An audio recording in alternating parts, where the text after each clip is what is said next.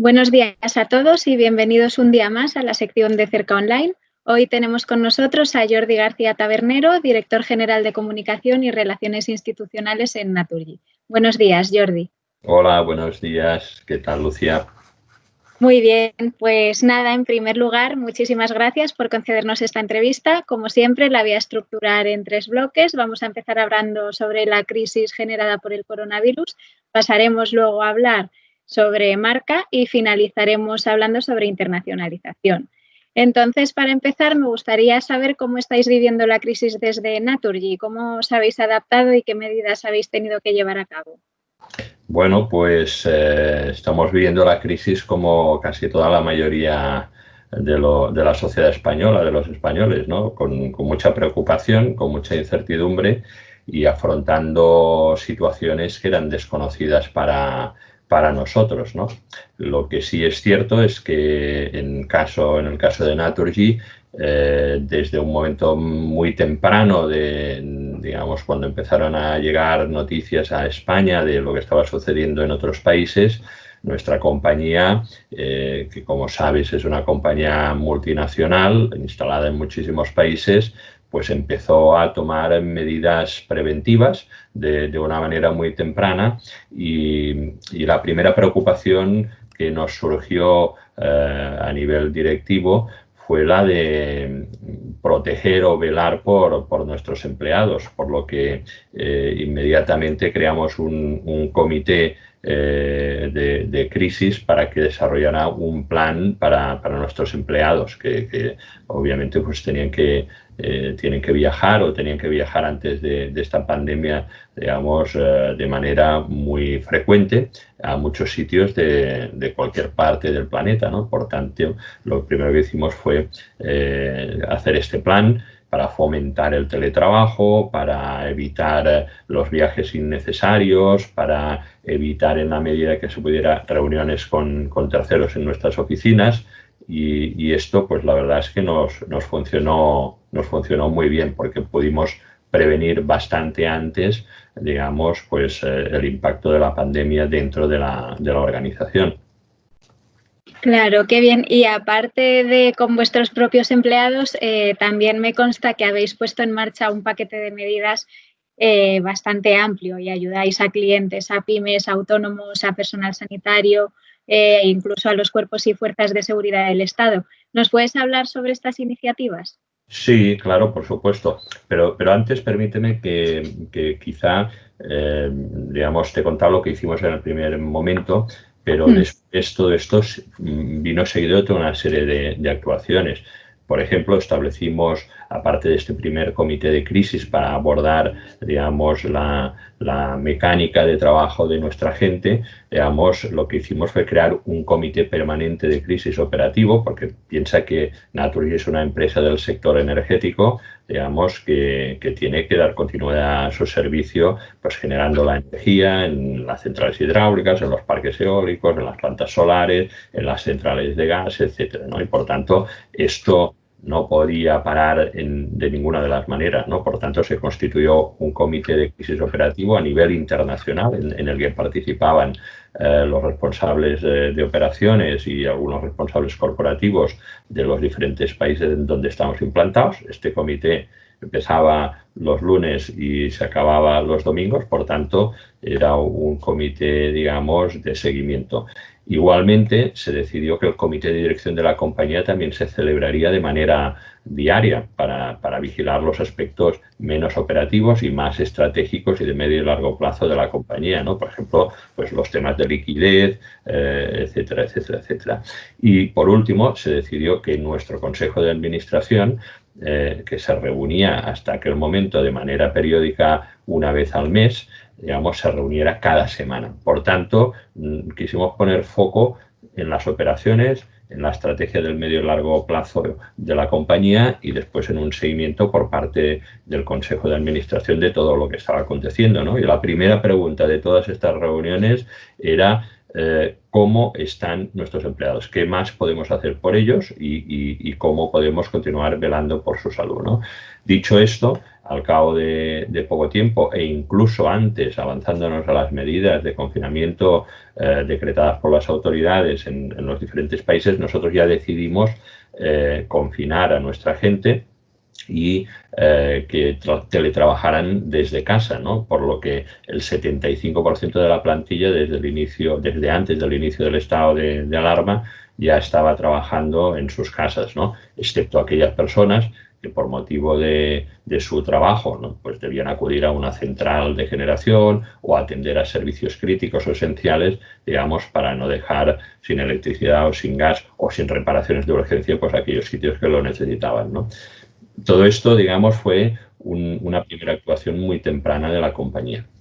Cuando ya habíamos enfocado esto, las operaciones, el personal, la garantía de suministro energético en los países donde operamos, entonces pensamos, hombre, ¿qué más podemos hacer, ¿no? Entonces, realmente es lo que tú me comentabas, ¿no? Pues empezaron a venir a la cabeza y a la mesa de los diferentes comités ideas para ayudar a la sociedad. Y la verdad es que nosotros pensamos que las empresas son responsables y tienen que ser corresponsables en aquellas sociedades donde desempeñan su trabajo, ¿no? Entonces pensamos, bueno, ¿qué podemos hacer para ayudar en lo que esté en nuestras manos, ¿no? Y, por ejemplo, lanzamos un plan de ayudas con más de 20 medidas para diferentes colectivos, digamos, que podíamos realizar desde Naturgy, ¿no? Por ejemplo, pensamos que mucha gente estaba en casa confinada, digamos, estaba en ERTES o su empresa había cerrado, digamos, y pensamos que su liquidez, la liquidez familiar, digamos, se había resentido. Entonces dijimos, ¿qué podemos hacer? Bueno, pues podemos hacer un plan de aplazamiento para los hogares de sus facturas de luz y gas, ¿no? Y esto afectaba a 4 millones de clientes del mercado regulado de la compañía, ¿no? Por tanto, para una familia que ve mermados sus ingresos y que tiene una incertidumbre económica planeando encima de ella, pues que su compañía eléctrica o de gas le diga que no se preocupe, que vamos a retrasar 6 meses el pago de las facturas y que luego ya lo podrá pagar en cómodos plazos durante los próximos 12 meses más. O sea, le estamos retrasando un posible problema casi 1 año y medio, ¿no? Por tanto, pues era una ayuda que podíamos hacer con un coste para la compañía, pero también, digamos, con esa visión de responsabilidad social corporativa, ¿no? Pensamos que también lo mismo lo podíamos hacer para los autónomos o para aquellas pymes que habían visto de la noche a la mañana cómo cesaba su actividad, ¿no? Y por tanto lo implementamos de manera inmediata, ¿no?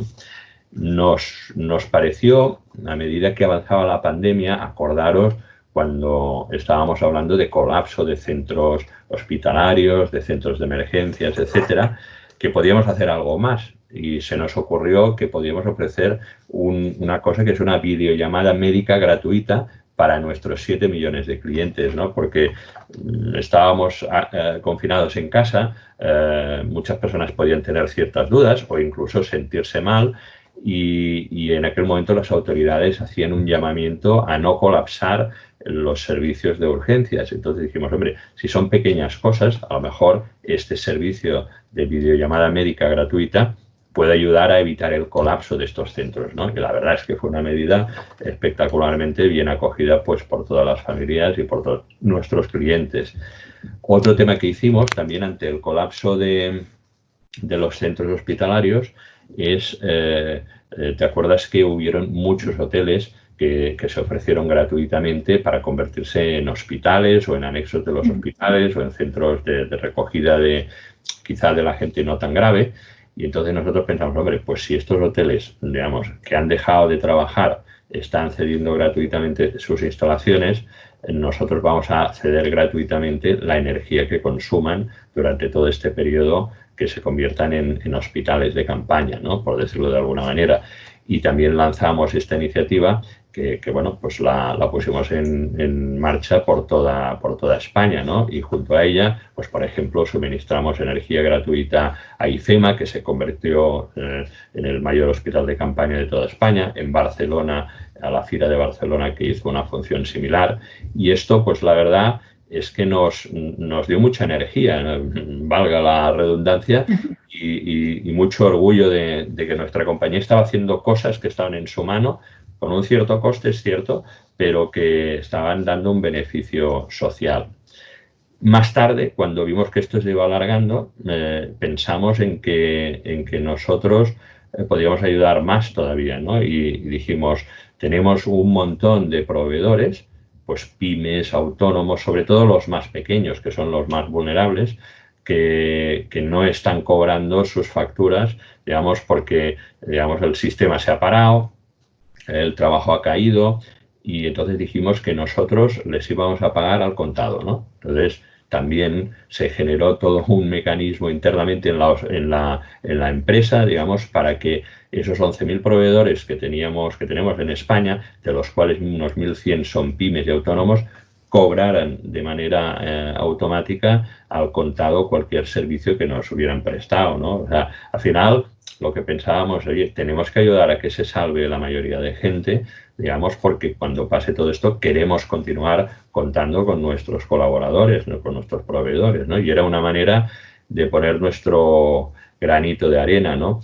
Después hicimos otras cosas, por ejemplo, ya cuando salíamos a aplaudir a las 8 de la tarde cada día, pues pensamos cómo podíamos dar nuestro aplauso como empresa, ¿no? Como personas, pues yo me imagino que la mayoría de empleados de la compañía salíamos a aplaudir cada tarde a las 8 al balcón o a la ventana, pero la compañía físicamente esto no lo podía hacer, ¿no? Y entonces se nos ocurrió la idea de que nuestro aplauso sería regalar durante todo un año el servicio gratuito de reparación de electricidad, gas, pequeños electrodomésticos a todos aquellos que habían estado en la primera línea de la emergencia, ¿no? Básicamente, pues todo el sector sanitario, médicos, enfermeras, camilleros, personal de limpieza de los hospitales, administrativos, bomberos, fuerzas y cuerpos de seguridad, policías autonómicas, personal de las residencias, etcétera, etcétera, etcétera. Hasta 1.300.000 personas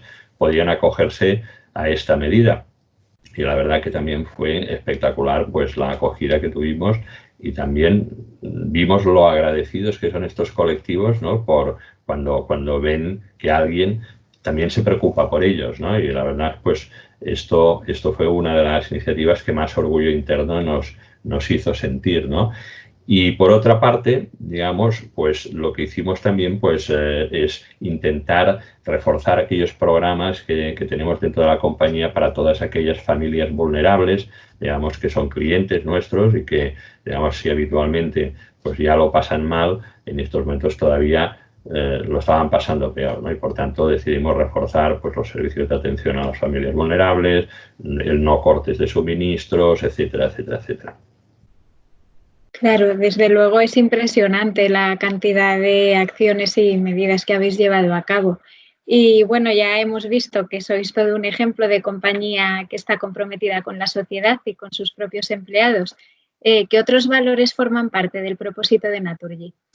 Bueno, nosotros estamos muy contentos de ser una empresa comprometida con la sociedad, ¿no? Y la verdad es que esto lo fomentamos de una manera absoluta. Incluso ahora que tú mencionabas a los empleados de Naturgy, digamos, todas estas ideas y acciones que yo te he contado, digamos, hace un momentito, digamos, muchas de ellas salieron directamente de los propios empleados, ¿no? Y porque forma parte de uno de los valores de la marca y de la compañía, ¿no? Ellos fueron quizá incluso los primeros en proponer a la compañía pues diferentes acciones que se podían hacer, ¿no? Yo te he contado las más relevantes, pero durante todo este periodo nos enviaron más de 250 posibles ideas, ¿no? Madre mía. Claro, es que piensa, por ejemplo, que fue un momento en que todo el mundo quería ayudar, no solo en nada, sino en todas las empresas y obviamente de todos los tamaños, ¿no? Quizá los más grandes podemos hacer más cosas, y es nuestra obligación hacer más cosas, ¿no?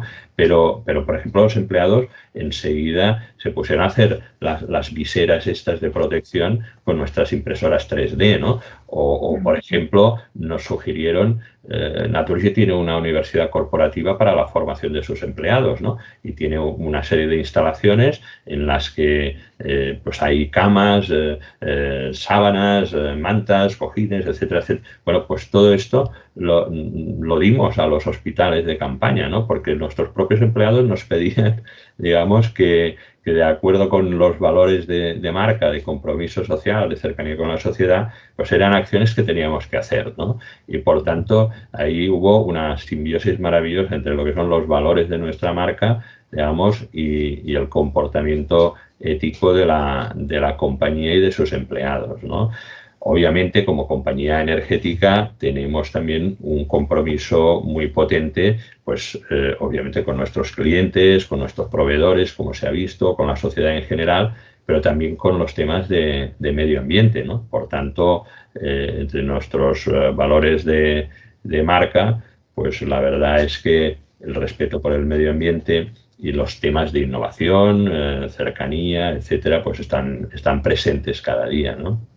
Yo creo que además leí unas encuestas hace poco que decían que la sociedad, digamos, reconoce la responsabilidad de las empresas, ¿no? Y incluso estas semanas algunas empresas demoscópicas han monitorizado todos estos temas y nos dicen que las empresas que hemos hecho cosas por la sociedad vamos a tener una recomendación de marca casi un 30%, entre un 30 y un 40% superior, digamos, a la que teníamos antes de la crisis. Por tanto, ser buena persona, ser buena empresa, digamos, vale la pena porque independientemente del beneficio, digamos, y el sentimiento de bienestar y de solidaridad que genera en la compañía, digamos, a nivel comercial, puede llegar a tener incluso una respuesta positiva de la sociedad que al final valoran estos gestos.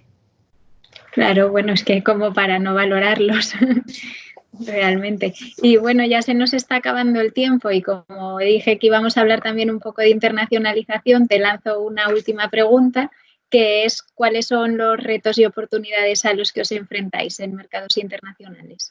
Bueno, los retos y las oportunidades son importantes, ¿no? Sobre todo porque, digamos, la pandemia lo ha cambiado todo, ¿no? Estamos en un momento de gran incertidumbre, digamos, hacer previsiones es muy difícil y, como decía un economista, sobre todo si son sobre el futuro. O sea, la verdad es que no podemos prever cómo va a cambiar todo y sabemos que va a cambiar a raíz del impacto de esta pandemia, ¿no? Por tanto, tenemos que ser prudentes, tenemos que continuar leyendo lo que está sucediendo a nivel internacional, a nivel económico y a nivel social, digamos, y ver cómo nos vamos adaptando, ¿no?